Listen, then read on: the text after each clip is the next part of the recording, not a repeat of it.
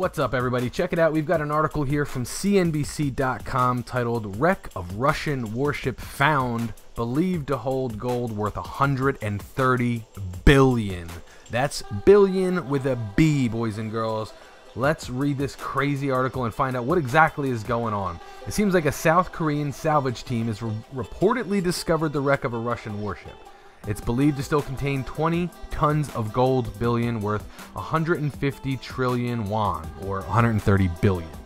The Russian Imperial Navy cruiser Dmitry Donovsky was sunk 113 years ago.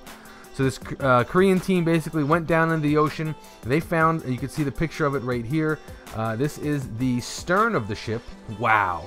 This thing was discovered at a depth of more than 1,400 feet, about 1 mile off the South Korean island of Ulleungdo.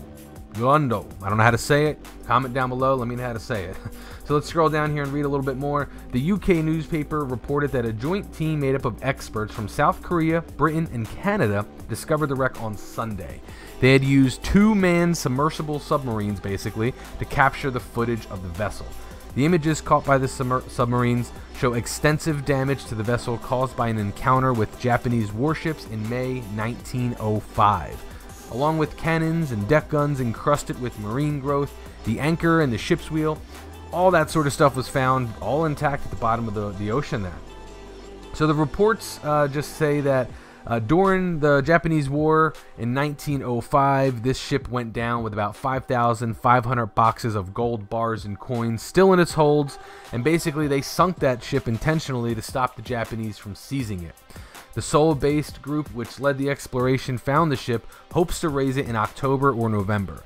And it's estimated that the gold would have a value today of around 130 billion, which we already talked about. So, and then the last thing it says here, half of any treasure found aboard the vessel would be handed over to the Russian government, the company said, while 10% of the remainder would be invested in tourism projects, including a museum dedicated to the vessel. Well, that's kind of interesting to see that the Russian government's only going to get half of their gold back, even though this was entirely theirs 113 years ago. I guess the rules of the ocean state that whoever finds it gets to keep half of it. So South Korea, the South Korean salvage team, they're going to get to keep half of that gold. I'm very intrigued by this. I can't wait to see this stuff come up. I'm curious to see what they're going to do with it. Maybe they'll do something like what we saw with the Garsopa bar back in, 2013. They dug that thing up and they made some really cool silver bars from it. It'd be interesting to see if they're going to do the same thing with this. But I'm curious to know what you guys think. Make use of that comment section down below. And if you want to see more news stories like this, make sure you click that subscribe and like button as well. But that's it for me, guys. I'll talk to you again real soon. Hopefully I'll see you tonight at the live show every Wednesday, 7 o'clock Eastern. Peace out, everybody.